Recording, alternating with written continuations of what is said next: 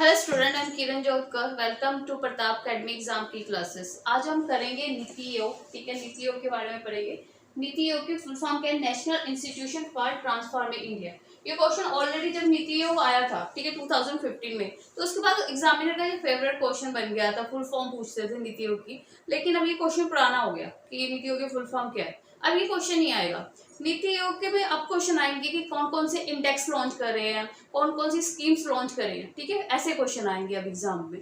फिर भी नीति आयोग के बारे में बेसिक्स, ये कब बनी थी, ठीक है, इसकी क्या स्ट्रक्चर है, कंपोजिशन क्या है, ठीक है, क्या इसका काम है, क्यों बनाई गई, उसके बारे में हम पढ़ेंगे। नीति आयोग, ठीक है, एक सिंपल सा क्वेश्चन आता है कि जैसे मैं पढ़ा रही हूँ क्वेश्चंस की फॉर्म में भी कराऊंगा कि कौन कौन से क्वेश्चन बनते हैं। ओके, हम एग्जाम ओरिएंटेड पढ़ेंगे, ज्यादा पीएचडी नहीं करनी। जैसे मैं पहले भी बोलती हूँ, कोई भी टॉपिक पढ़ो, टू द पॉइंट पढ़ो, एग्जाम ओरिएंटेड पढ़ो। ठीक है, उसमें ज्यादा डिटेल में जाने की जरूरत नहीं, आपको एक एग्जाम निकालना है और जॉब लेनी है। ओके, हाँ, वो अलग बात है अगर आप यूपीएससी की तैयारी कर रहे हो, मेंस में थोड़ा डिटेल में पढ़ना पड़ता है, वो भी ज्यादा करंट इशू होते हैं। तो एस्टैब्लिश, ठीक है, ये एस्टैब्लिश हुई थी जनवरी 1, 2015 में। ठीक है, तब प्रधानमंत्री कौन थे? नरेंद्र मोदी, जो अब भी देश के प्रधानमंत्री हैं। तो इन्होंने क्या करा था? National planning commission. किसकी जगह ली थी नीति आयोग ने? नेशनल प्लानिंग कमीशन की। ठीक है, नेशनल प्लानिंग कमीशन जो 1950 में स्टार्ट हुआ था। ठीक है, नेशनल प्लानिंग कमीशन का काम क्या था? 5 ईयर प्लान लाना। ठीक है, 5 ईयर प्लान। ठीक है, इसके भी डिटेल में नेशनल प्लानिंग कमीशन कब बना था, फर्स्ट 5 ईयर प्लान में क्या था, सेकंड 5 ईयर प्लान में क्या था, थर्ड में क्या था, क्या चेंजेस थे, वो ऑलरेडी मैंने नेशनल प्लानिंग की अपने क्लास देख ली होगी, उसमें मैंने ये भी डिटेल में करा रखा है। चाहे नेशनल प्लानिंग कमीशन अब नहीं रहा, लेकिन इसके क्वेश्चन एग्जाम में आते रहते हैं, क्योंकि ये हिस्ट्री से जुड़ा है। तो बहुत ही इंपॉर्टेंट था नेशनल प्लानिंग कमीशन, जो 5 ईयर प्लान लाए जाते थे। एक बार ये भी क्वेश्चन आता है कि जो हमने 5 ईयर प्लान लाते थे, ठीक है, 5-5 साल का टारगेट सेट करते थे कि इतनी जीडीपी, टारगेट सेट करते थे कितनी जीडीपी रहेगी अगले 5 साल तक, हम किस पे फोकस करेंगे, एग्रीकल्चर पे फोकस करेंगे या इंडस्ट्री पे फोकस करेंगे। ठीक है, तो ये लिया गया था रशिया से। ठीक है, प्लानिंग कैसे करनी है, 5-5 साल की प्लानिंग की जाती थी, 5 ईयर प्लानिंग जिसे बोलते हैं। तो उसमें मैंने आपको ऑलरेडी डिटेल में करा रखा है, इसलिए हम नेशनल प्लानिंग कमीशन की डिटेल में नहीं जाएंगे, हम नीति आयोग के बारे में पढ़ेंगे। बस ये याद रखना है कि नेशनल प्लानिंग कमीशन को खत्म करके जो 5 ईयर प्लान लाता है, उसे खत्म करके नीति आयोग आया था। ठीक है, नेक्स्ट कितने साल, मतलब जब ये खत्म हुआ तो कितने साल पूरे हो गए थे इसको? ठीक है, 65 ईयर पुराना जो नेशनल प्लानिंग कमीशन था, उसको फाइनली खत्म करके 2012 1 जनवरी को नीति आयोग आया था। ओके, इसका चेयरपर्सन कौन होगा, हेड कौन होगा? Prime minister. ठीक है, जब तक नीति आयोग रहेगा, ठीक है, तब तक क्या है, जो भी prime minister, sorry prime minister होगा, हाँ प्राइम मिनिस्टर होगा, जो भी कोई उस टाइम प्रधानमंत्री या प्राइम मिनिस्टर होगा, वही चेयरमैन होगा। ये नेशनल प्लानिंग कमीशन में भी था। नेशनल प्लानिंग कमीशन में जैसे पहले प्रधानमंत्री जवाहरलाल नेहरू थे, तब वो उसके चेयरमैन थे। उसके बाद जो जो प्रधानमंत्री आए, इंदिरा गांधी आए, ठीक है, जो भी आए, ठीक है, वो सारे मतलब ऑटोमेटिकली चेयरमैन बने नेशनल प्लानिंग कमीशन में। नीति आयोग में भी ऐसा ही है। ठीक है, अगर नेक्स्ट सरकार, अगर ओपोजिशन सरकार आती है, अगर उनको नीति आयोग नहीं अच्छा लगता, अगर वो हटा देते हैं, ठीक है, तो नीति आयोग तो खत्म ही है। लेकिन अगर नीति आयोग को कंटिन्यू रखते हैं, ठीक है, मान लो बीजेपी की जगह और कोई सरकार आती है, अगर वो नीति आयोग को कंटिन्यू रखते हैं, तो ऑटोमेटिकली वो क्या बन जाएंगे? चेयरमैन बन जाएंगे। ठीक है, तो मतलब ये कि नीति आयोग का चेयरपर्सन किसे बोला जाएगा? जो भी उस टाइम प्राइम मिनिस्टर होगा। ठीक है, ओके, तो इसमें एक नई पोस्ट थी जो नेशनल प्लानिंग कमीशन में नहीं थी, वो थी सीईओ की। ठीक है, सीईओ की पोस्ट नहीं थी नेशनल प्लानिंग कमीशन में, जो नहीं थी, किसमें थी? नीति आयोग में रखी गई। ठीक है, तो करंटली सीईओ कौन है नीति आयोग के? अमिताभ कांत। ओके, ये इंपॉर्टेंट क्वेश्चन है एग्जाम के पॉइंट ऑफ व्यू से। उसके बाद एक और भी क्वेश्चन आता है, क्या नीति आयोग कॉन्स्टिट्यूशनल बॉडी है, स्टैट्यूटरी बॉडी है, या एक्स्ट्रा कॉन्स्टिट्यूशनल बॉडी है? ओके, ऐसे क्वेश्चन आता है। ठीक है, एक होती है कॉन्स्टिट्यूशनल बॉडी,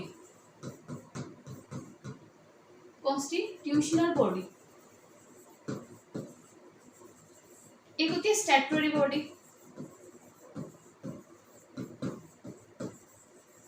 एग्जीक्यूटिव बॉडी, या फिर extra constitutional body. Extra constitutional constitutional,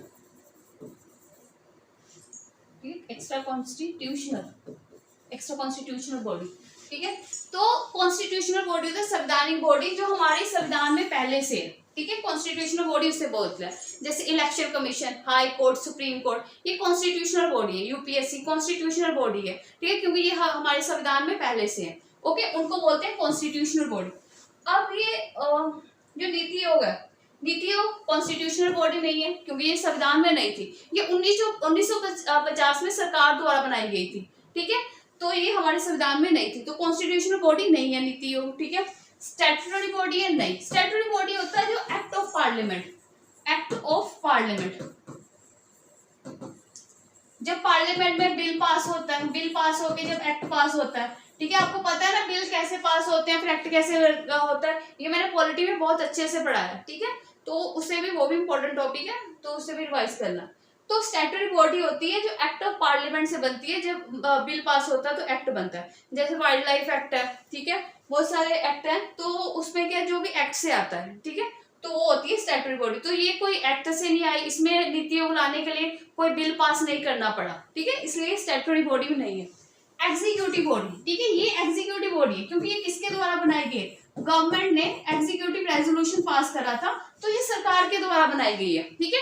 इसे जब चाहे अगली सरकार इसे खत्म कर सकती है दोबारा। जैसे मान लो बीजेपी सरकार चल रही है, मान लो अगली बार अगर कांग्रेस आती है, तो कांग्रेस अगर चाहेगी वो नीतियों को खत्म करके दोबारा नेशनल प्लानिंग कमीशन ला सकती है कि हम 5 साल का ही प्लान रखेंगे, ठीक है, या फिर वो सोचेगी चलो नीतियों को ही चलने दो, ठीक है। ये एग्जीक्यूटिव बॉडी है।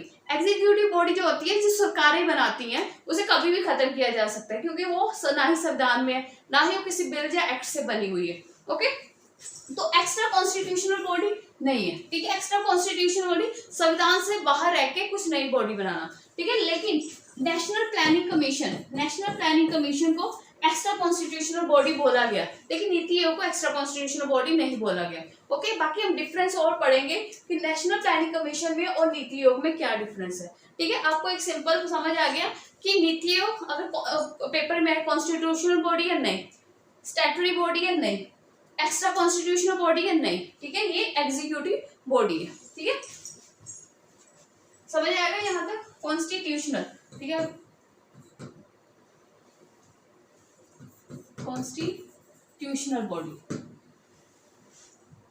तो ये एग्जाम में कई बार ये क्वेश्चन आता है, तो ध्यान से करना, ठीक है। अगर आपको एक बार समझ आ गया ना, तो एग्जाम में क्वेश्चन है तो गलत मत करना, ठीक है। आगे नीति आयोग, ठीक है, नीति आयोग है क्या? नीति आयोग एक थिंक टैंक है, थिंक टैंक है कि इसका काम है सोचना, ठीक है। ये क्या करता है कि डेटा इकट्ठा करता है, रिसर्च करता है, उस पर एनालिसिस करता है, फिर कुछ रिकमेंडेशन देता है, सलाह देता है। जैसे मान लो हेल्थ सेक्टर, तो नीति आयोग ने क्या करा, हेल्थ सेक्टर पे डेटा इकट्ठा करा, स्टेट में से, अलग अलग स्टेट्स में से डेटा इकट्ठा करा कि हेल्थ की जो हेल्थ सुविधा है वो कैसी है, ठीक है। फिर इसने रिकमेंड करा सेंटर को, स्टेट को, कि मतलब कि ऐसे हम हेल्थ को इम्प्रूव कर सकते हैं, ठीक है। जैसे इन्होंने प्लान लाया है, विजन व्हाइट पेपर लॉन्च किया, विजन 2035, तो इसमें इन्होंने ये बताया कि हम हेल्थ स्ट्रेटेजी कैसे रखेंगे, ठीक है, नीति आयोग का है। तो ये भी अगर एग्जाम में आपको आता है कि विजन 2035 किस ऑर्गेनाइजेशन से रिलेटेड है या किससे रिलेटेड है, ठीक है, हेल्थ से रिलेटेड है। नीति आयोग ने लॉन्च करा है व्हाइट पेपर, ठीक है, किसके द्वारा लॉन्च किया, सिंपल लैंग्वेज में नीति आयोग के द्वारा। अगर आपको सिंपल लैंग्वेज में कोई पूछे, ठीक है, हम ज्यादा डिटेल में नहीं जाएंगे, सिंपल पूछे नीति आयोग क्या है, नीति आयोग का काम है सोचना, ठीक है, डेटा इकट्ठा करके उसको एनालिसिस करना, फिर कोई भी जो इंडिया में प्रॉब्लम है हेल्थ की, एजुकेशन को लेके, जेंडर्स को लेके, ठीक है, कोई भी ऐसा इशू है उस पर अपने, या फिर स्टार्टअप इंडिया में इकोनॉमिक्स से, इंटरप्रेन्योरशिप से रिलेटेड अलग अलग, ठीक है, क्योंकि नीति आयोग हर सेक्टर में काम कर रहा है, चाहे वाटर को मैनेजमेंट करना हो, चाहे आत्मनिर्भर भारत बनाना हो, या स्टार्टअप इंडिया करना हो, या फिर डिजिटल इंडिया करना हो, हर एक सेक्टर में मतलब डेटा इकट्ठा करता है, एनालिसिस करता है, फिर अपनी रिकमेंडेशन देता है सरकार को। लेकिन वो जो सलाह देता है या रिकमेंडेशन देता है वो डिपेंड करता है कि सेंटर या स्टेट उसको माने या ना माने, ठीक है। सेंटर और स्टेट पे बाइंडिंग नहीं है, मतलब सेंटर स्टेट चाहे तो उस रिपोर्ट को नकार सकती है कि हम इस पे अभी काम नहीं करेंगे, ठीक है। तो ये ऐसा है कि रिकमेंडेशन सेंटर या स्टेट को दी जाती है नीति आयोग के द्वारा, बस इसका इतना ही काम है, सोचना, सलाह देना। आगे सेंटर सलाह माने या ना माने या स्टेट ना माने, ठीक है। ठीक है। तो नीति आयोग का काम है सिंपल लैंग्वेज में सलाह देना। जैसे होता है कि हमारे बड़े कई बार जब छोटे सलाह देते हैं उसको मानना ना मानना हमारे पे निर्भर करता है, तो नीति आयोग का यही काम है सिंपल लैंग्वेज में, ठीक है। तो नेशनल प्लानिंग कमीशन, लेकिन नेशनल प्लानिंग कमीशन के पास एक्चुअल पावर थी, ठीक है। वो क्या करते थे कि सेंटर जो थी वो बता देते कि अगले 5 साल तक हमारा ये प्लान है, हम एग्रीकल्चर सेक्टर पे फोकस करेंगे, ठीक है। तो उसके लिए स्टेट्स को फंड दिया जाता था। नेशनल प्लानिंग कमीशन के पास ज्यादा पावर थी, लेकिन नीति आयोग के पास ये पावर नहीं, क्योंकि नीति आयोग फंड प्रोवाइड नहीं करती, ठीक है। ये सिर्फ रिकमेंडेशन देती है, सलाह देती है, ओके। इसमें जो फाइनेंस की पावर है, फंड की पावर फाइनेंस मिनिस्टर के पास है। सिंपल लैंग्वेज समझ आएगा नीति आयोग क्या है, ठीक है। सिंपल ये भी बोला जाता है it is a think tank, okay. Next NITI Aayog hubs. NITI Aayog, अब नीति आयोग काम कैसे करती है? ये दो, एक तो टीम इंडिया हब बनाती है। टीम इंडिया हब की ये सेंटर और स्टेट के बीच में ब्रिज का काम करती है, ठीक है। अगर किसी स्टेट में कोई इशू है, ठीक है, सेंटर को बताती है तो आपस में क्या सोल्यूशन है, क्योंकि इसकी जो गवर्निंग काउंसिल है ना, गवर्निंग काउंसिल, ठीक है, हम नेक्स्ट जो लेक्चर में मैंने करा रखा है गवर्निंग काउंसिल, उसमें मैंने बता रखा है कि कैसे कौन कौन से इसके मेंबर है। इसके मेंबर में प्रधानमंत्री भी है, ठीक है, जो एक्सपर्ट मेंबर भी हैं, सारे स्टेट के चीफ मिनिस्टर भी हैं, ठीक है, सारे स्टेट के फाइनेंस मिनिस्टर भी हैं और लेफ्टिनेंट गवर्नर भी है। तो ये जब मीटिंग होती है ना तो सभी इकट्ठे होकर मीटिंग होती है, मतलब स्टेट और सेंटर इकट्ठे मीटिंग करते हैं। तो इसमें क्या होता है, वो अपने अपने इशू बताते हैं कि स्टेट बता रही हमें ये प्रॉब्लम, तो इसका काम है नीति आयोग का ब्रिज का काम करना, जो सेंटर और स्टेट के साथ मिलकर काम करना, ओके। सेंटर और स्टेट को इकट्ठे लाना और दोनों इकट्ठे के सोल्यूशन निकाल सके। लेकिन नेशनल प्लानिंग कमीशन में ऐसा कुछ नहीं था। नेशनल प्लानिंग कमीशन ये होता था कि वो टारगेट सेट करते थे, स्टेट्स को फंड दे देते थे, उन्हें पूरा करना हो तो एनुअली मीटिंग हो जाती थी उनकी, ओके। तो नॉलेज एंड इनोवेशन हब, ठीक है, इसमें क्या कि नॉलेज इकट्ठी करते हैं, जैसे मैंने पहले बताया कि नॉलेज इकट्ठी करनी, ठीक है। इनोवेशन की न्यू आइडिया लाना, जैसे वाटर की प्रॉब्लम है, सीवरेज की प्रॉब्लम है, ठीक है, वुमेन की एजुकेशन की प्रॉब्लम है, तो कैसे हम इसको ठीक कर सकते हैं, इंडिया में स्टार्टअप कैसे बढ़ा सकते हैं, जो इंटर्नशिप है, ठीक है, एंटरप्रेन्योरशिप है, उसको हम कैसे बढ़ा सकते हैं, कैसे हम जो इंडिया के यूथ की स्किल्स हैं उसको हम इम्प्रूव कर सकते हैं, कॉलेज और स्कूल में एजुकेशन को कैसे इम्प्रूव कर सकते हैं। तो ये नॉलेज इकट्ठी करती है, न्यू आइडिया देती है, ठीक है। उस पर क्या होता है, सेंट्रल स्टेट को काम करना होता है, ओके। नेक्स्ट है नीति आयोग कैसे प्लान कैसे लाती है। जैसे नेशनल प्लानिंग कमीशन जो है, नेशनल प्लानिंग कमीशन का होता था 5 ईयर प्लान होता था, first 5 year plan, second 5 year plan, third 5 year plan, ठीक है, ये हमने ऑलरेडी कर चुके हैं, ठीक है। तो ऐसे होता था, 5 साल का प्लान होता था। लेकिन नीति आयोग ने कहा कि बहुत लंबा टाइम, हम 5 साल का प्लान नहीं लाएंगे, हम 3 साल का एक्शन एजेंडा लाएंगे, 3 साल के अंदर अंदर एक्शन लेंगे और 7 ईयर की हम स्ट्रेटेजी बनाएंगे और 50 ईयर का विजन होगा हमारा कि हमें अगले 15 साल तक क्या कुछ करना है, क्या क्या क्या सुधार लाना है, क्या इम्प्रूवमेंट लानी। क्योंकि अगर आज सोचेंगे हम तो तभी हम सोचेंगे 15 साल को, मतलब जैसे कि टारगेट सेट कर देते हैं कि 2030 तक या 2035 तक हम ये मतलब कर देंगे, जैसे पॉवर्टी खत्म कर देंगे, हंगर खत्म कर देंगे, ठीक है, वुमेन की एजुकेशन फॉर ऑल कर देंगे, ठीक है। ऐसे ऐसे मतलब स्ट्रेटेजी बनानी कि हम इन्वायरमेंट को ऐसे बढ़िया कर देंगे, फॉरेस्ट कवर बढ़ा देंगे, तो टारगेट सेट करते हैं। तो उसका विजन होता है लंबा टाइम, क्योंकि कुछ ऐसे प्रोग्राम भी होते हैं, कुछ ऐसी पॉलिसी भी होती है जो 1-2 साल में पूरी नहीं होती, जिसको थोड़ा लंबा टाइम चाहिए होता है, ठीक है। तो लंबे टाइम का विजन बनाते हैं। तो ओके, समझ आया, 3 year action agenda, 7 year strategy और 15 ईयर का विजन होता है, ओके, मतलब दूर का सोचना। अब डिफरेंस क्या है, कई बार एग्जाम में ये भी आ जाता है स्टेटमेंट के टाइम में कि नेशनल प्लानिंग कमीशन ये है, नीति आयोग ये है, ठीक है, तो डिफरेंस भी आ जाता है। तो ठीक है, नीति आयोग क्या है, एक थिंक टैंक है, इसका काम है सिर्फ सोचना, जैसे मैंने पहले बताया, सोचना और सलाह देना, ठीक है, आगे गवर्नमेंट को और स्टेट को, ओके। इसमें ये क्या है, एक्स्ट्रा कॉन्स्टिट्यूशनल बॉडी है, संविधान से अलग, ठीक है, एक्स्ट्रा कॉन्स्टिट्यूशनल बॉडी बनाएगी। इसको एक्स्ट्रा कॉन्स्टिट्यूशनल बॉडी इसलिए बोला जाता है क्योंकि इसके पास सच में पावर थी, जो 5 ईयर टारगेट सेट करती थी। हमारा जो टारगेट है कि अगले 5 साल तक हमारी जीडीपी 6% होनी चाहिए, 7% होनी चाहिए, 8% होनी चाहिए, हमें इस सेक्टर पे काम करना है तो फंड अलोकेट कर दो, ठीक है।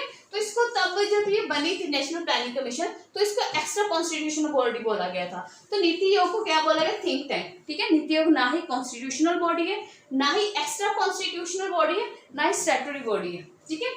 इसमें क्या है, draw membership from wider expertise, ठीक है। इसमें क्या एक्सपर्ट बुलाएंगे, अब जो मैंने बोला कि इनके पास होती है गवर्निंग काउंसिल, ठीक है, इनके पास होती है गवर्निंग काउंसिल।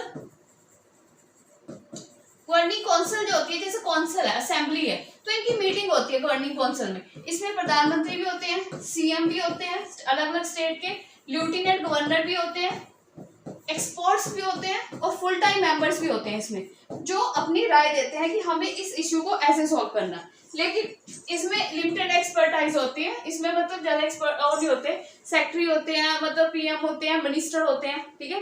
तो इसमें क्या, इसमें जैसे गवर्निंग काउंसिल है, तो इसमें क्या थी, नेशनल डेवलपमेंट काउंसिल। जब आप नेशनल प्लानिंग कमीशन में पढ़ोगे तो उसमें नेशनल डेवलपमेंट काउंसिल के बारे में पढ़ोगे। जब नेशनल प्लानिंग कमीशन खत्म किया था तो इसको भी खत्म कर दिया था। जो नेशनल प्लानिंग कमीशन था वो रिपोर्ट देता था एनडीसी को, नेशनल डेवलपमेंट काउंसिल को अपनी रिपोर्ट देता था। इसमें मिनिस्टर होते थे, चीफ मिनिस्टर होते थे, लेफ्टिनेंट गवर्नर होते थे। ओके, इधर क्या है गवर्निंग काउंसिल, इधर क्या था नेशनल डेवलपमेंट काउंसिल। नेक्स्ट इसमें क्या है, नीति आयोग में कोऑपरेटिव फेडरलिज्म पे जोर दिया गया। कोऑपरेटिव फेडरलिज्म कि हम सेंटर और स्टेट को इकट्ठे लेके चलेंगे। जब मैं आपको नेक्स्ट लेक्चर में कंपोजिशन बताऊंगी उसमें ये भी बताऊंगी, इसमें सेंटर और state and union territory in सबके मेंबर इकट्ठे होते हैं, जिसको गवर्निंग काउंसिल बोलते हैं। इसमें मीटिंग की जाती है, ठीक है, इकट्ठे काम करते हैं। कोऑपरेटिव फेडरलिज्म, फेडरलिज्म का मतलब होता है सेंटर स्टेट जब इकट्ठा काम करे, कोऑपरेटिव मतलब सहयोग से एक दूसरे के। ओके, लेकिन इसमें क्या था, इसमें ऐसा नहीं था, एनुअल साल में मीटिंग होती थी स्टेट्स की, ठीक है। इसमें ये नहीं था हर मीटिंग में सभी मिनिस्टर को बुलाया जाता था। इसमें क्या था कि कंपोजिशन है कि जिसमें चीफ मिनिस्टर भी होंगे और सेंटर के मिनिस्टर भी होंगे। नेक्स्ट इसमें जैसे नई पोस्ट रखेगी सेक्रेटरी जो कि सीईओ, सीईओ को ना अमिताभ कांत। इसमें ऐसी कोई पोस्ट नहीं थी, सीईओ इस पे ज्यादा जोर नहीं दिया था। इसमें फिक्स्ड है कि सबसे ऊपर होगी चेयरपर्सन। प्राइम मिनिस्टर कई बार नहीं फ्री होते, उनके पास और भी काम होते हैं, ठीक है, तो उनकी ये सीईओ जो होते हैं वो काम करते हैं। अमिताभ कांत है जिसमें सीईओ। इसमें क्या बॉटम अप अप्रोच, इसमें क्या टॉप डाउन अप्रोच। ये इंपॉर्टेंट पॉइंट है, ये एग्जाम में कई बार पूछा गया है। Bottom up approach, NITI Aayog bottom up approach अपनाता है और नेशनल प्लानिंग कमीशन में टॉप डाउन अप्रोच था। ये इसका ड्रॉबैक था। टॉप डाउन अप्रोच का मतलब कि इसमें क्या होता था कि नेशनल प्लानिंग कमीशन में जो सेंटर टारगेट सेट कर देती थी कि इस साल हम एग्रीकल्चर पे फोकस करेंगे, मतलब अगले 5 साल तक, उससे अगले 5 साल हम इंडस्ट्री पे फोकस करेंगे। तो ये क्या करती थी, स्टेट्स को फंड दे देती थी, उनको बोलती थी ये हमारे टारगेट है, आप इन टारगेट को पूरा करो, ठीक है। ये होता टॉप टू डाउन, ठीक है, ऊपर फैसला कर लेना और नीचे उसको लागू करने के लिए बोल देना, ठीक है। इस तरह का थोड़ा थोड़ा सेंट्रलाइज सिस्टम था।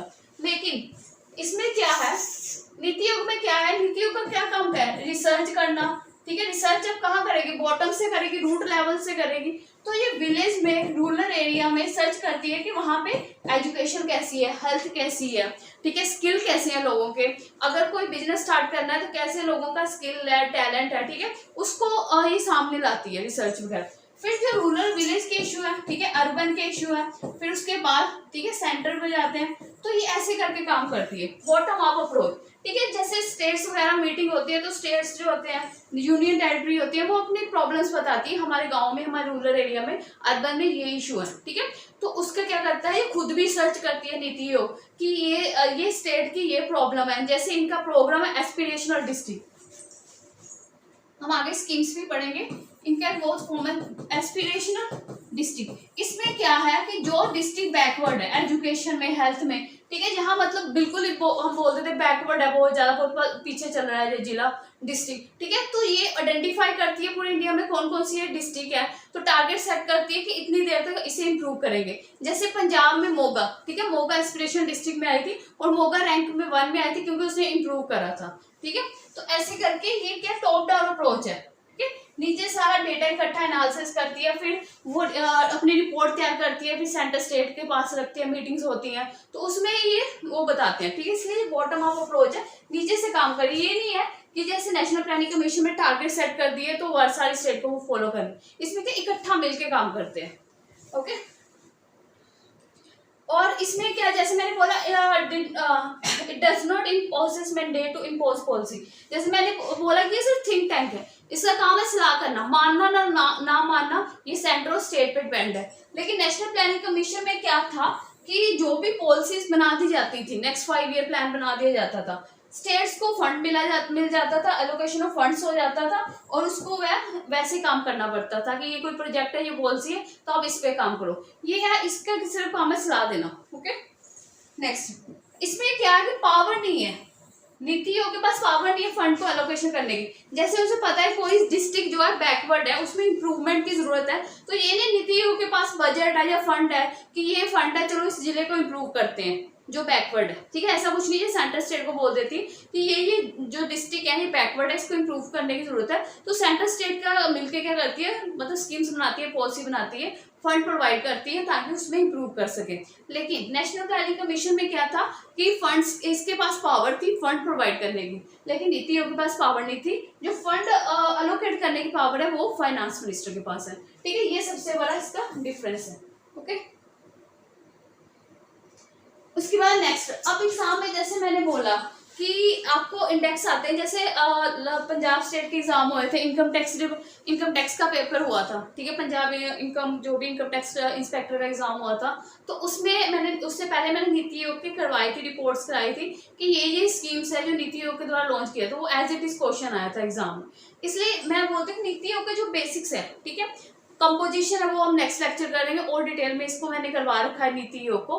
तो इसमें क्या है कि मैंने क्या किया, सारे इंडेक्स एक जगह, ठीक है, ताकि अगर इनमें से आपको कोई भी इंडेक्स आए तो आपको पता हो कि नीति आयोग लॉन्च करता है। ठीक है, वैसे मैं इस साल की जो भी रिपोर्ट्स है, ठीक है, वो भी मैं कराऊंगी, कौन कौन सी रिपोर्ट है। अगर आपको 1 लाइनर क्वेश्चन है तो आपको पता होगी ये रिपोर्ट किसकी है। ठीक है, आरबीआई की है, इसरो की है, नीति आयोग की है। ओके, ठीक है, पहली है sustainable development goal India index. ठीक है, अब यूनाइटेड नेशन का सस्टेनेबल डेवलपमेंट, ठीक है, गोल सेट करते हैं, सस्टेनेबल डेवलपमेंट गोल। कि पहला, जैसे आपको पता होगा सस्टेनेबल डेवलपमेंट गोल फर्स्ट क्या है कि पॉवर्टी को रिड्यूस करना, पॉवर्टी खत्म करना। ठीक है, दूसरा क्या है, दूसरा क्या, हंगर को खत्म करना।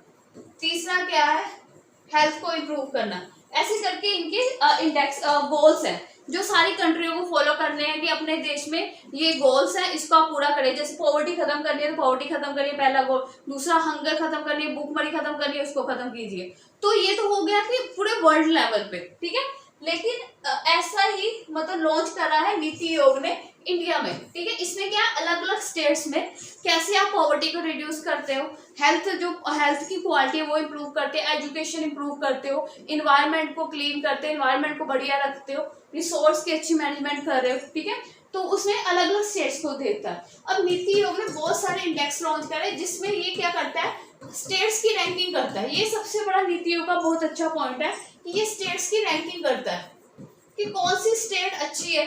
अगर हेल्थ, जैसे मान लो हेल्थ इंडेक्स लॉन्च करा, तो इसमें ये देखते हैं कौन सी स्टेट फर्स्ट आई, कौन सी सेकंड आई, कौन सी थर्ड आई, और कौन सी स्टेट वर्स्ट है, खराब है, जिसकी हेल्थ अच्छी नहीं है।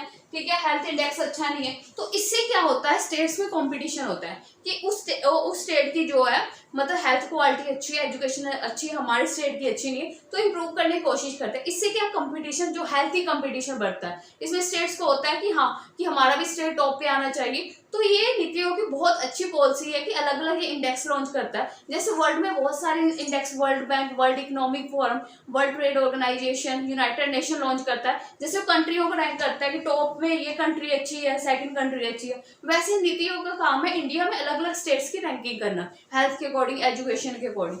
ओके, तो आप एक बार इसे रिवाइज कर लेना। Sustainable development goal, composite water management index में ये देखता है कि वाटर की कैसे अच्छी मैनेजमेंट हो रही है। ठीक है, कंपोजिट वाटर मैनेजमेंट इंडेक्स जो 2018-19 का था, उसमें गुजरात ने टॉप करा था। अटल इनोवेशन मिशन, इसमें क्या है कि इंटरप्रेन्योरशिप, स्टार्टअप को बढ़ाने के लिए, ठीक है, इनोवेशन करने के लिए, नए नए मतलब स्किल वगैरह होने चाहिए, नए नए आइडिया जनरेट, उसके बारे में बताता है इंडस्ट्रीज में। ठीक है, इसके अंदर और भी बहुत सारे मिशन हैं, जैसे अटल टिंकरिंग लैब,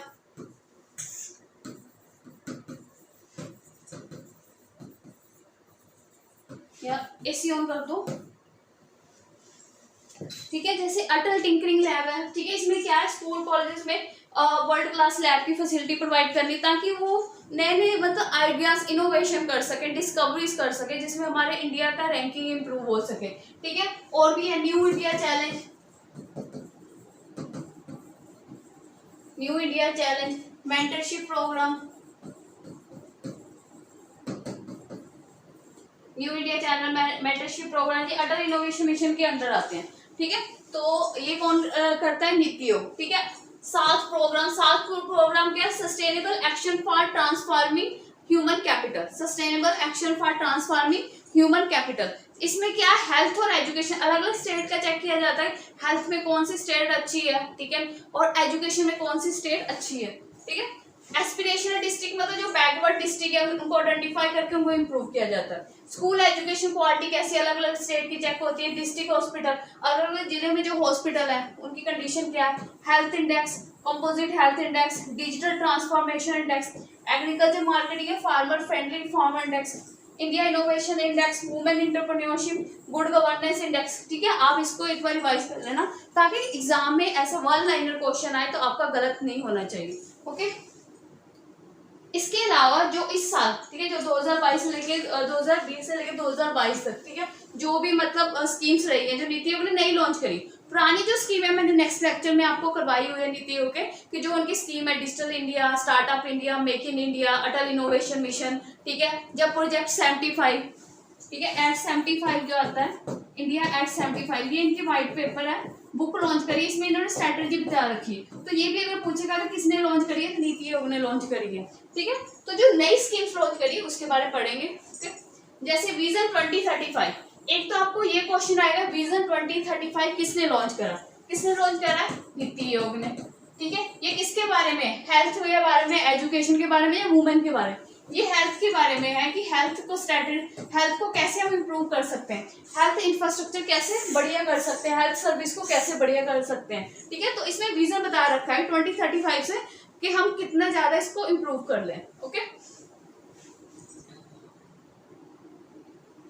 नेक्स्ट है NPMPF, national programme for project management policy framework. ठीक है, अब ये किसने लॉन्च करा है? ये लॉन्च करा है नीति आयोग ने लॉन्च करा है। ठीक है, किसने लॉन्च करा है? नीति आयोग ने।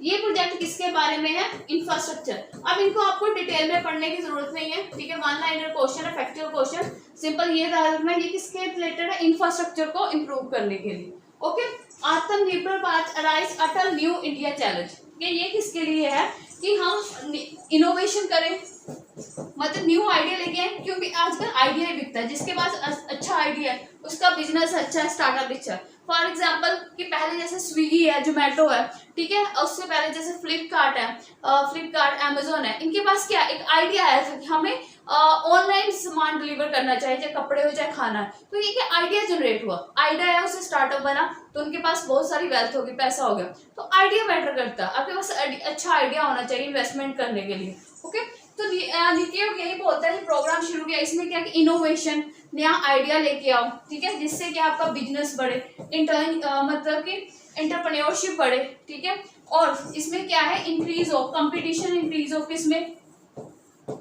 कंपटीशन इंक्रीज हो किसमें? MSME company.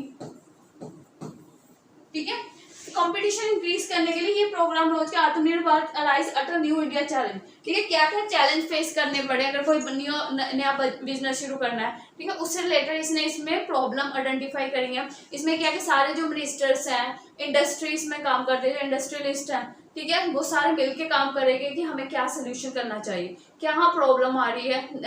ठीक है, तो इसमें और भी प्रोग्राम है, startup India, make in India, उससे बढ़ेगा, डिजिटल इंडिया बढ़ेगा उससे। तो ये स्कीम है, ज्यादा डिटेल में नहीं, बस ठीक है, ये 3 है जो इस साल आई थी, इसको बस आपको याद रखना है। इंफ्रास्ट्रक्चर से रिलेटेड है, वो हेल्थ से, और ये इनोवेशन और मतलब नया स्टार्टअप को कैसे बढ़ा सकते हैं। और ये रिपोर्ट थी जो इस साल न्यूज में जो नई रिपोर्ट लॉन्च करी है नीति आयोग ने, पुरानी तो मैंने आपको लिस्ट दी है जो नई लॉन्च करी, जैसे इंडिया इनोवेशन इंडेक्स। ठीक है, किस देश के मतलब किस स्टेट में अच्छा ज्यादा इनोवेशन हो रहा है, डिस्कवरीज हो रही है, न्यू आइडियाज जनरेट हो रहे हैं। ठीक है, उसके बाद है geospatial energy map of India. अब ये geospatial energy map of India अगर आपको क्वेश्चन पूछ ले कौन लॉन्च करे, ये नीति आयोग इसरो के साथ मिलके, इसरो क्या हमारी स्पेस ऑर्गेनाइजेशन है, इंडिया स्पेस रिसर्च ऑर्गेनाइजेशन है। ठीक है, इसमें क्या है कि मैप जारी करेगा कि इंडिया पे कहाँ पे क्या रिसोर्सेस हैं, मिनरल्स कहाँ पे, फॉरेस्ट वगैरह, रिसोर्सेस की सारी मैपिंग करेगा। ठीक है, क्योंकि इसरो क्या सैटेलाइट है। ठीक है, आपने बहुत सारी इसरो की आप इसरो पढ़ोगे तो उसमें आपको मतलब 1 साल के अंदर कौन कौन सी सैटेलाइट लॉन्च करी है इसरो के द्वारा, ठीक है, वो पढ़नी होती है।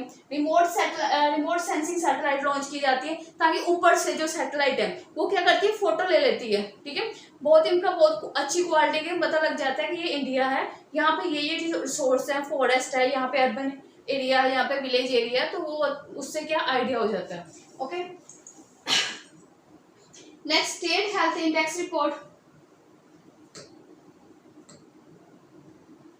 State health index title report जारी करी है। इसमें हेल्थ स्टेट्स में कौन से स्टेट्स की बढ़िया हेल्थ क्वालिटी है, ये किसने लॉन्च करी है, नीति आयोग ने, ठीक है। इसमें केरला ने टॉप करा है, केरला में सबसे बड़ी अच्छी हेल्थ क्वालिटी, फिर तमिलनाडु, फिर तेलंगाना, और जो पीछे जो स्टेट रही है यूपी, बिहार और मध्य प्रदेश, इनकी हेल्थ जो क्वालिटी है, सर्विस है, वो अच्छी नहीं है, ठीक है। तो ऐसे करके ये लॉन्च करती है ताकि पता चल जाए, कंपटीशन बढ़े स्टेट्स के बीच में। एक्सपोर्ट प्रिपेयरनेस इंडेक्स, ठीक है, ये नीति आयोग ने लॉन्च करा है। इंस्टीट्यूशन कॉम्पिटिटिवनेस अलग इंडस्ट्रियों से मिलके एक्सपोर्ट मतलब कि हम कैसे एक्सपोर्ट को बढ़ा सकते हैं, ठीक है, जो इंडिया से सामान बन के बाहर जाएगा उसको कैसे हम बढ़ा सकते हैं एक्सपोर्ट्स के रिलेटेड, ठीक है। तो इसमें गुजरात ने टॉप करा है, इस स्टेट की एक्सपोर्ट परफॉर्मेंस अच्छी है। अभी national multi dimensional poverty index, ठीक है, इसमें अलग अलग मतलब इंडिकेशन दिए जाएंगे कि पॉवर्टी जो हमारे देश में पॉवर्टी है वो क्या कारण है, ठीक है। हमारे देश में पॉवर्टी सिर्फ पॉवर्टी के कारण भूख नहीं है, ठीक है, और भी कारण है, जैसे न्यूट्रिशन नहीं मिलता, ठीक है, चाइल्ड अडोल्टेंस मोर्टेलिटी रेट बढ़ जाता है, केयर एजुकेशन जो एंटीनाtal केयर एजुकेशन वो नहीं मिलती, स्कूलिंग नहीं इस टाइम से मिलती, स्टैंडर्ड ऑफ लिविंग नहीं अच्छा, ठीक है, जैसे उनको मतलब अच्छी जो हाइजीनिक खाना नहीं मिलता, ठीक है, ड्रिंकिंग वाटर नहीं मिला, इलेक्ट्रिसिटी, हाउसिंग नहीं मिलता, बैंक अकाउंट में पैसा नहीं है उनके, तो ये सारे इंडिकेशन है जो पॉवर्टी को बढ़ाते हैं, ठीक है। तो नीति आयोग इस पे भी रिपोर्ट लाए।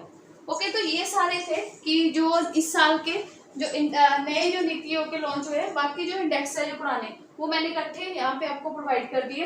बाकी नेक्स्ट लेक्चर में भी जो नीति आयोग की क्लास है उसमें भी मैंने स्कीम्स पर आ रखी हैं, ठीक है, जो भी पुरानी स्कीम्स थी, तो आप इसको रिवाइज कर जाना एग्जाम के लिए। ओके, समझ आया नीति आयोग क्या है, नीति आयोग कब बनी, ठीक है, इसकी कंपोजिशन क्या है, मतलब कौन चेयरमैन है, वाइस चेयरमैन है, वो ठीक है, वो जो मैंने नेक्स्ट लेक्चर में करा रखा है, और स्कीम्स क्या लॉन्च करी, इंडेक्स क्या लॉन्च करे, और फर्क क्या डिफरेंस है नेशनल प्लानिंग कमीशन में नीति आयोग, ठीक है। तो ये इससे ज़्यादा नहीं आएगा, यही बेसिक्स क्वेश्चन है नीति आयोग के बारे में, आपको सिर्फ इतना पढ़ना है। ओके, तो अच्छे से अपनी रिवीजन करिए। Thank you so much.